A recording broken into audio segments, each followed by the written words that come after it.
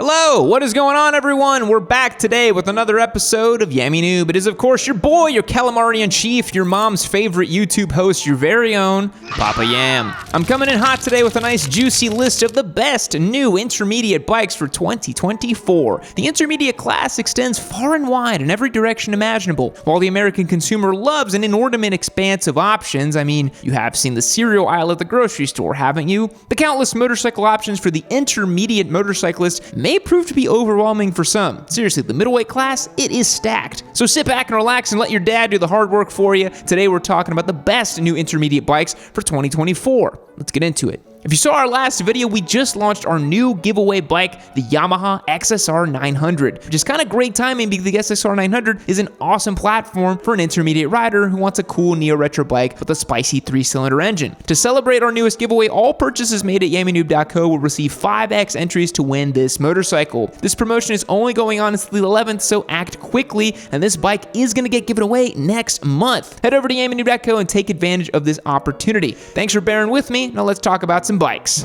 Motorcycle manufacturers recognize that regional trends are cyclical and are often able to repurpose a specific bike name and ethos and repackage it for a new generation of riders. We see this with bikes like the Kawasaki Eliminator, which has been exhumed and reanimated with a new purpose in mind for the 2024 model year. Similarly, Honda has decided to bring the Transalp back to the States after some 30-odd years of being a motorcycle exclusively sold in Europe. To ensure this bike is revamped for the high expectations of the modern rider, it has seen many upgrades and improvements, most notably using a brand new 755cc parallel twin engine pulled from the CB750 Hornet. Wow, a parallel twin. Imagine that. Adventure-style motorcycles have become increasingly popular here in the States. You wouldn't know it by watching Yammy Noob, but seriously, people are all crazy about ADV bikes. I don't know why, but whatever. Most riders are limited to the top-of-the-line ADV bikes like the Africa Twin or the BMW 1250 GS. These motorcycles have large displacement engines, tons of tech, and an engorged price tag to match. The Transalp should be a welcomed addition to the adventure category, offering intermediate riders a middleweight option that is more capable than a smaller bike like the CB500X or the KTM 390 Adventure, and even has 20 extra horsepower on the Yamaha T7. The Transalp is positioned to be Honda's newest do-it-all motorcycle that's capable for touring, off-road riding, and urban commuting. Like I mentioned, this bike is using Honda's new 755cc parallel twin that's using that 270-degree firing order, which will bring some grunt and character and should be familiar to the platform, which has historically used a V-twin engine configuration. In the Transalp, this engine is making power to the tune of 91 ponies and 55 foot-pounds of turbos. This bike is aimed to be a lightweight and nimble alternative to the cumbersome ADV bike, allowing for more agile maneuverability. It is using Showa suspension, both front and rear. The fork has 7.9 inches of travel, and the monoshock 7.5. It's really not too bad. It's actually a pretty good amount of travel. In standard ADV style, the Transalp is rolling on spoked wheels with a 21-inch tire on the front and an 18 out back. The Honda is also equipped with Transalp with as much tech as you'd expect to see on a top-tier bike, like TFT displays, 5 rider modes, ABS, and even a quick shifter as standard. For how much the Transalp is going for it, it's actually coming in at a pretty palatable price point with an MSRP of just $9,999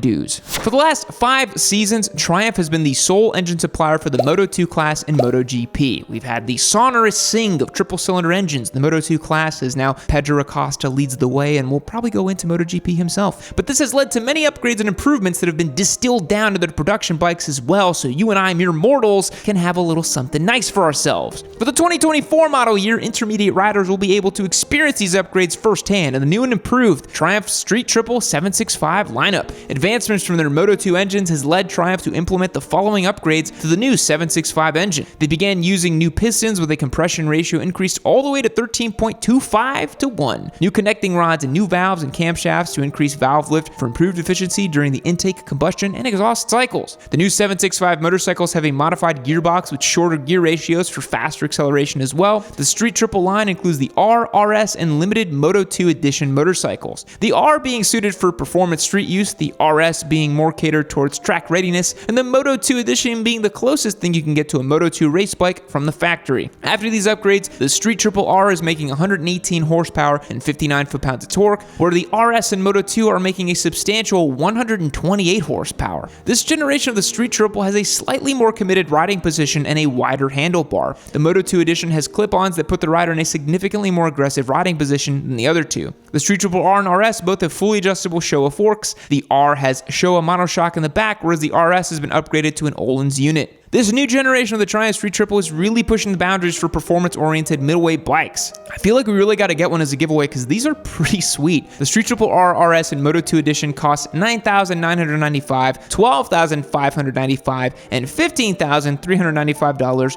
respectively. 600 squids rejoice! Not all 600 class sport bikes are getting 86'd just yet, as torquey twins and emissions regulations keep ushering supersport motorcycles closer to the guillotine.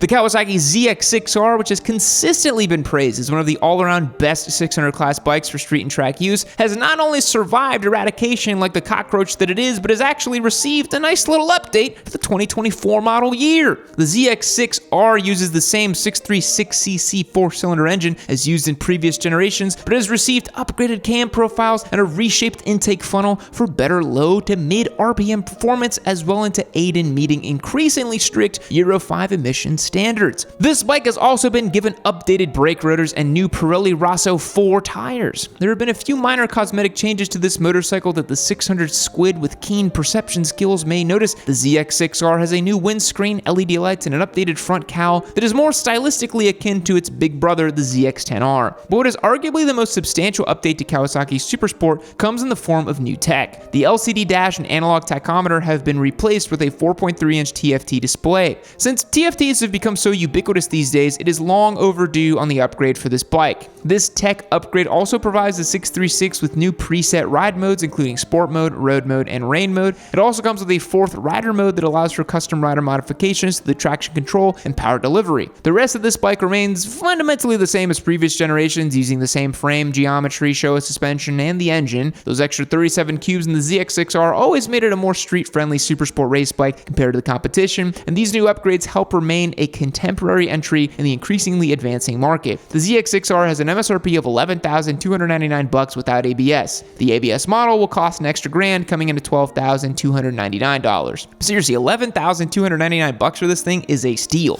Many of the technological advancements that are found in cars and designed to increase the safety of roadway travel are often slow to make their way to motorcycling, as the dynamic nature of motorcycle riding creates far more cause for concern when presented with things like radar-detected cruise control or automatic braking. You wouldn't want your computer stabbing the brakes while you're mid-lean, would you? I would not want that either. It seems that manufacturers have started to strike a balance between safety and outright autonomy, and these tech features are finally making their way onto some motorcycle models, for better or worse. An interesting torchbearer for some of these industry-leading tech features is the Yamaha Tracer 9 GT Plus. The Tracer 9 GT is Yamaha's sport touring machine distilled down from the aggressive bike, the MT-09. It uses the same 890cc inline triple, making 117 horsepower and 69 nice foot-pounds of torque. The Tracer 9 GT Plus uses semi-active suspension for a combination of sporty handling and long-distance comfort on varying road conditions. But what sets this motorcycle apart from just about any other middleweight sport touring machine is that it's a highly innovative tech features like radar adaptive cruise control and radar-linked unified braking. The radar adaptive cruise control maintains your vehicle speed in coordination with the vehicle in front of you to maintain constant following distance. We've seen this tech in cars and trucks for years now, but the Tracer 9 is one of the first motorcycles to receive it other than the Ducati Multistrada V4 and the BMW R18 Continental, or Transcontinental rather, excuse me. Two bikes that are arguably punching in a higher weight class than the humble Tracer 9. The unified braking system works with radars and a 6-axis IMU to apply even braking pressure across front and rear to ensure adequate stopping power is applied during emergency braking situations. Look, it isn't a full collision avoidance system that's just going to brake autonomously without rider input, but is instead a fine aid that tunes the brakes in conjunction with the speed at which the motorcycle approaches another vehicle or obstacle. But in order for this system to go into effect, the rider must already be applying the brakes themselves. This is designed to alleviate any dangerous situations that could arise if a motorcycle unexpectedly brakes autonomous without rider input. This system acts as an extra boost of brake power to both the front and rear brakes, designed for use if you misjudge the stopping distance or react late to a shift in traffic. Tracer 9 GT is using more traditional electronic rider aids as well, like TC, slide control, and wheelie control. But with all all this tech, the Tracer 9 GT Plus is suited to be one of the most advanced sport touring outfits on the market with a modest price tag of $16,499. People love adventure-style, do-it-all sport touring bikes, and they love torque-forward naked bikes. So Suzuki mashed the two together and made the new V-Strom 800DE based off of the new GSX-8S naked bike. The V-Strom 800 eclipses the V-Strom 650 as Suzuki's middleweight adventure offering. It uses the same 755cc 270-degree parallel twin from the GSX-8S that is making 83 horsepower and 58 foot-pounds of torque. You would think they would update this bike to be called the P-Strom since it uses a parallel twin engine, but I guess that's neither here nor there. The V-Strom 800 shares the same aggressive angular styling cues as its naked counterpart while being outfitted in the necessary adventure accoutrement. It has wire-spoked wheels with a 21-inch front, semi-knobby tires, and increased suspension travel of 8.7 inches. It is actually worth noting that this new V-Strom 800 is the most ground clearance of any other bikes in the V-Strom lineup as well. This bike uses the Suzuki Intelligent Ride system, which includes traction control, adjustable ABS, a quick shifter, and low RPM assist. It took a while for Suzuki to catch up to where other motorcycles were in terms of features and tech, but it seems like we're finally on the right track with the Suzuki GSX-8S and the corresponding V-Strom 800DE. This bike comes in an adventure trim that has hard panniers and additional crash protection, but you're not a nerd, so you're not going to get that. The V-Strom 800DE has an MSRP of $11,349. The V-Strom 800DE Adventure costs $12,999. And since we're talking about the V-Strom 800, we might as well include the GSX-8S as well, especially considering that there's still no indication of when or if the CB750 Hornet will be available stateside. As such, the GSX-8S gets to be the newest and coolest middleweight naked bike. This motorcycle uses Suzuki's new 755cc parallel twin that's making the same 82 horsepower and 58 foot-pounds of torque. It also uses the Suzuki Intelligent Ride system with rider aids and a quick shifter. It's kind of your standard naked bike for 2023 if we're being completely honest here. It's got angular aggressive lines, a wide handlebar neutral riding position, and a parallel twin motor. Wow, it's like a blue KTM. We're not talking about anything completely mind-blowing, although it does have more power than an MT-07, has plenty of high-end components, and is probably more reliable than a KTM. So bearing all this in mind, the GSX-8S, no matter how annoying the name is to say, is likely to be a worthy contender in the middleweight twin category. This bike has an MSRP of $8,999. Speaking of middleweight adventure bikes, BMW has upgraded their F850 GS to the new F900 GS. It seems last year we got all the new middleweight twin naked bikes, and this year we're getting all the middleweight adventure bikes. I don't make the rules, I'm just reporting the facts, so I apologize to my fast boys if you're not into the new middleweight ADV bikes. You can always find a stretch Gixxer on Facebook Marketplace in most parts of the country. The new F900 GS is powered by an 895cc parallel twin similar to the one used in the F900R. The claimed power figures for this bike are 105 horsepower and 69 foot-pounds of torque. Also very nice. This is the kind of sweet spot for a middleweight intermediate bike while using a larger engine and making more power. The F900 GS has managed to save 30 pounds off the curb weight of its less svelte predecessor. This bike has a fully adjustable show fork in the front with 9.1 inches of travel and a rebound and preload adjustable rear shock with 8.5 inches of travel. Not bad. The GS900 Adventure comes with the standard engine guards and a large 6-liter fuel tank. Like most motorcycles from BMW, there are dozens of options and accessories available as well. US pricing hasn't been released yet for the 900 GS just yet, but the existing 2023 850 goes for $13,600, so the GS 900 will likely be a little bit north of that. Which bike are you most excited to add to your stable this coming season? Will the CB750 Hornet ever make its way to the US? So many questions still left unanswered. Thanks for making it all the way to the end of the video. Be sure to subscribe if you like what we do here at Yami Noob, and I will catch you later. Fact: the drink Fanta, I don't know, was invented during World War II in Nazi Germany when the Coca-Cola supply was disrupted. The head of Coca-Cola's German operations created a new soft drink using available local ingredients like fruit scraps, whey, and apple pomace. So yeah, next time you drink Fanta, you're a Nazi. Goodbye. You've made it to the end of another Yami Noob video.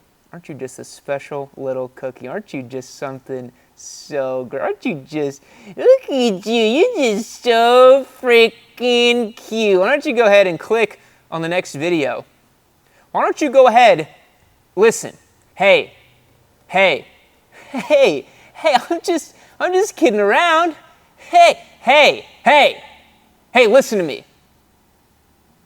Click on the video.